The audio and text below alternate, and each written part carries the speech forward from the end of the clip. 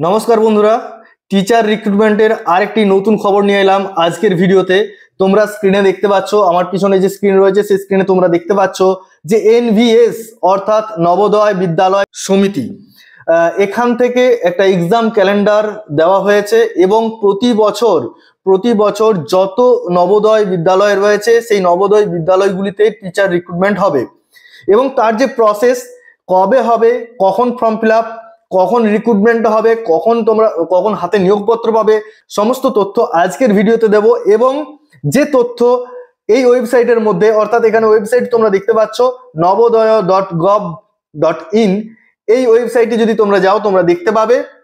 এবং কোথায় দেখতে পাবে? এই নোটিফিকেশন যেখানে একটা এক্সাম ক্যালেন্ডারের কথা আগে তোমাদেরকে বলেছিলাম, সেটা হচ্ছে বিপিএসসি অর্থাৎ বিহার রাজ্যের টিচার রিক্রুটমেন্টের ক্ষেত্রে ক্যালেন্ডার সেটা প্রকাশ করেছে। এরপর কেন্দ্রীয় বিদ্যালয়গুলিতে রিক্রুটমেন্ট, সেই তার জন্য নবোদয় বিদ্যালয় সমিতি অর্থাৎ এনভিএস এর যে টিচার রিক্রুটমেন্ট হবে তার জন্য এক্সাম ক্যালেন্ডার প্রকাশ করা হয়েছে। তো তোমাদেরকে আমি দেখাচ্ছি একবার। আমরা এই ওয়েবসাইটে আমরা যখন একটু নিচের দিকে আসবো, তো এখানে দেখো অ্যাডমিনিস্ট্রেশন রয়েছে। এই অ্যাডমিনিস্ট্রেশনে আমরা যদি টাচ করি, তো এখানে অ্যাডমিনিস্ট্রেটিভ নোটিফিকেশনস বা অর্ডার্স, সেই অর্ডার্স গুলো রয়েছে। এই অর্ডার্স গুলোতে দেখো 4 নম্বরে রয়েছে model calendar for activities to be undertaken for direct recruitment and promoting through LDCE বা অথবা LDE and assessment of vacancies thereof. তো এইটাতে আমরা যদি ক্লিক করি তো আমরা সরাসরি সেই পিডিএফ এ চলে যাব। তো পিডিএফটা আমার ডাউনলোড করা রয়েছে, এখানে তোমরা দেখতে পাচ্ছ। সেই পিডিএফ এ আমরা চলে এসেছি। নবোদয় বিদ্যালয় স্মৃতি, এটা সারা ভারতবর্ষে এই যে এনভিএস এর যে স্কুলগুলো রয়েছে সেই স্কুল সারা ভারতবর্ষ জুড়েই রয়েছে, আমাদের পশ্চিমবঙ্গেও রয়েছে। পশ্চিমবঙ্গে বেশ ভালো রকম স্কুল রয়েছে। শুধু তাই নয়, এর যে এখন যেটা বোঝা যাচ্ছে বা যেটা শোনা যাচ্ছে, এই রিক্রুটমেন্টের ক্ষেত্রে প্রায় 10,000 ভ্যাকেন্সি থাকার সম্ভাবনা রয়েছে। 10,000 ভ্যাকেন্সি থাকার সম্ভাবনা রয়েছে। তো এই যে নোটিফিকেশনে তোমরা দেখতে পাচ্ছ যে এটা ডেট হয়েছে 8 তারিখ ডেট রয়েছে।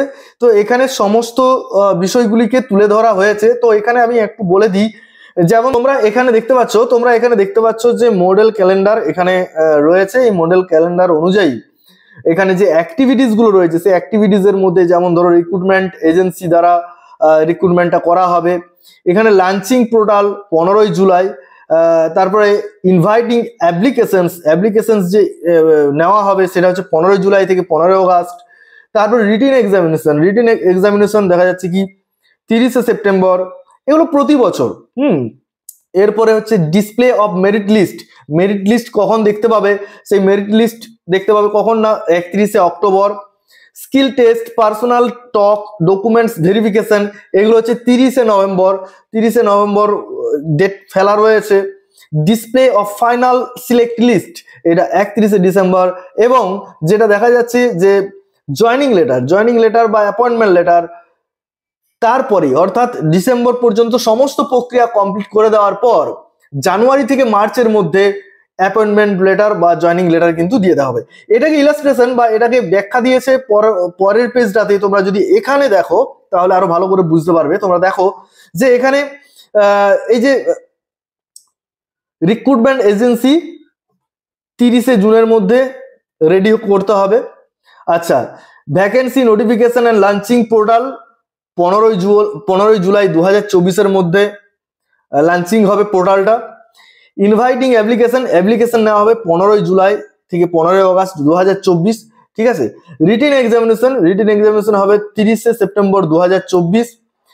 ডিসপ্লে অফ মেরিট লিস্ট অথবা list of the shortlisted candidates for the skill test or interview, সেক্ষেত্রে যেটা দেখা যাচ্ছে 31শে অক্টোবর। তোমরা ভালো করে লক্ষ্য করো, এটা তো পুরো পরিষ্কারভাবে ক্যালেন্ডারে দেওয়া রয়েছে উইথ ডেট সহ, ঠিক আছে। স্কিল টেস্ট, পার্সোনাল টক, ডকুমেন্ট ভেরিফিকেশন, এটা হচ্ছে 30শে নভেম্বর 2024। এরপর তোমরা দেখো ডিসপ্লে অফ ফাইনাল যে সিলেক্ট লিস্ট, সেটা হচ্ছে 31শে ডিসেম্বর 2024। এরপর এই 2024-এর 31শে ডিসেম্বরের মধ্যে সমস্ত প্রক্রিয়াকে কমপ্লিট করে দেওয়ার পর তারপর যেটা হচ্ছে issue of of appointment followed by joining. তো জয়নিং এবং অ্যাপয়েন্টমেন্ট লেটার যেটা করা হবে সেটা হচ্ছে from the month of January 2025, ঠিক আছে। এবং সেটা মোটামুটি ধরে রাখো 2025 মার্চের মধ্যে সমস্ত কিছু ডিটেলস কমপ্লিট করে দেওয়া হবে। তো এখানে মোটামুটি অ্যাসেসমেন্ট অফ ভ্যাকেন্সিজ, কিছু ভ্যাকেন্সিজ এর কথা বলা হয়েছে, ঠিক আছে। তো এখানে মোটামুটি সমস্ত ডিটেলসটা রয়েছে। তোমরা যদি এই ডিটেলস দেখতে চাও তাহলে তোমাদেরকে ওই ওয়েবসাইটের মধ্যে চলে যেতে হচ্ছে।